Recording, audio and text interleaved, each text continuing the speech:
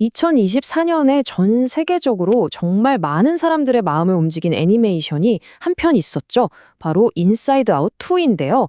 오늘은 최대근 목사님의 말씀을 바탕으로 이 영화가 어떻게 지금 우리 시대의 감정, 특히 이 불안이라는 감정을 기가 막히게 포착했는지, 그리고 우리가 이 불안의 무게를 어떻게 다룰 수 있는지 한번 깊이 이야기 나눠보겠습니다. 이 영화 분명히 아이들을 위한 애니메이션이잖아요. 그런데 이상하게도 극장에서 눈물을 펑펑 쏟은 건 어른들이었습니다. 어른이 되니까 저 불안이의 마음이 왜 그렇게 이해가 되는지 모르겠다. 나이가 들수록 불안을 더 꽉 붙들고 사는 내 모습이 보여서 울었다. 이런 후기들이 정말 많았어요. 참 흥미로운 현상이죠? 실제로 데이터가 이걸 딱 보여줍니다. 개봉했을 때 예매율 1위가 놀라지 마세요. 40대였어요. 아이들 손잡고 극장에 갔던 부모님들이 오히려 아이들보다 더 깊이 공감하고 있었다는 뜻이죠. 대체 왜 그랬을까요? 그건 바로 이 영화의 가장 중요한 감정이 불안이었기 때문입니다. 바로 이 지점이에요.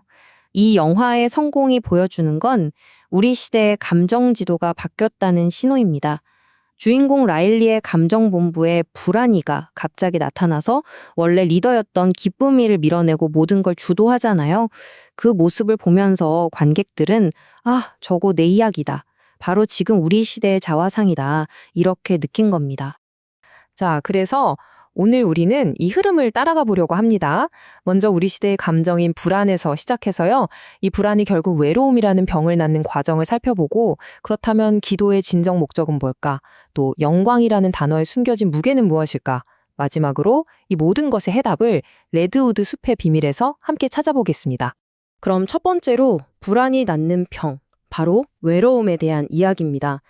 사실 불안은요, 그냥 마음이 좀 초조해지는 수준에서 끝나지가 않아요. 우리 삶에 훨씬 더 깊고 치명적인 병을 가져오거든요. 생각해보세요. 불안하면 어떻게 되나요? 끊임없이 주변을 경계하게 되죠. 상처받기 싫어서 실패할까봐 나도 모르게 자꾸 벽을 쌓고 나를 고립시키게 됩니다.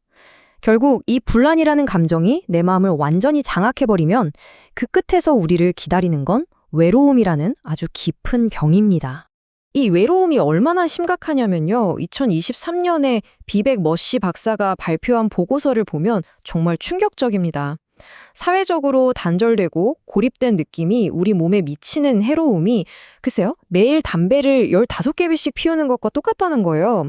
이건 그냥 좀 쓸쓸한 감정의 문제가 아니라 거의 공중보건의 위기 수준이라는 거죠. 그럼 누가 가장 외로울까요? 우리는 보통 어르신들을 떠올리기 쉽잖아요. 그런데 데이터를 보면 생각이 완전히 달라집니다. 가장 깊은 외로움을 느끼는 세대는 오히려 18세에서 40대에 이르는 젊은 층과 중장년층이었어요. 겉으로는 SNS로 다 연결된 것처럼 보여도 속은 철저히 혼자인 시대를 우리가 살고 있는 겁니다. 자, 이렇게 불안과 외로움이 점점 더 깊어지는 시대 속에서 우리는 도대체 어떻게 길을 찾을 수 있을까요? 여기서부터는 문제 진단을 넘어서서 우리가 한 번도 생각해보지 못했던 해법을 향해 나아가 보겠습니다.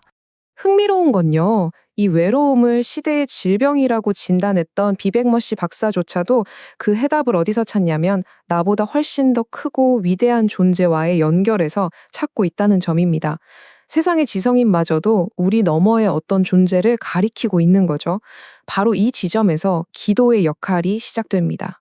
그런데 우리가 보통 하는 기도랑 예수님이 보여주신 기도는 시작점부터가 좀 다릅니다.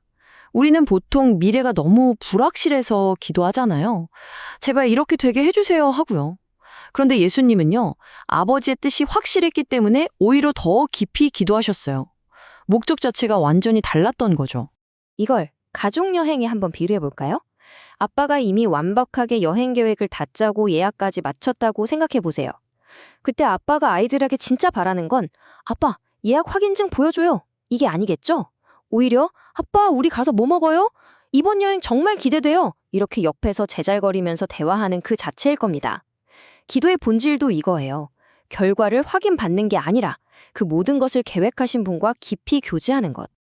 그렇다면 어떻게 해야 그런 기도를 드릴 수 있을까요? 그 비밀의 열쇠는 바로 영광이라는 단어를 우리가 완전히 새롭게 이해하는 데 있습니다. 여기서 정말 중요한 개념이 하나 나옵니다. 성경에서 영광이라고 번역된 히브리어 단어 카보드의 원래 뜻이 뭔지 아세요? 바로 무게입니다. 무게. 그냥 눈에 보이지 않는 추상적인 빛 같은 게 아니라 실제적인 영향력, 삶의 무게중심을 의미하는 거죠. 이 개념을 우리 삶에 그대로 한번 가져와 볼까요? 지금 여러분의 삶을 짓누르는 건 세상의 걱정과 불안이라는 무게인가요? 아니면 하나님의 존재가 주는 그 영광의 무게인가요? 도대체 어떤 무게가 내 삶의 방향을 결정하고 있느냐는 질문이죠. 이 무게의 개념을 온몸으로 보여준 사람이 바로 1924년 올림픽의 영웅 에릭 리델입니다. 그는 조국의 명예, 금메달이란 세상의 무게와 배신자라는 비난의 압박보다 하나님을 향한 믿음의 무게를 훨씬 더 무겁게 여겼습니다. 그래서 결국 주일에 열리는 100m 경기를 포기했죠. 그 모든 압박을 이겨낸 힘이 도대체 어디서 나왔을까요?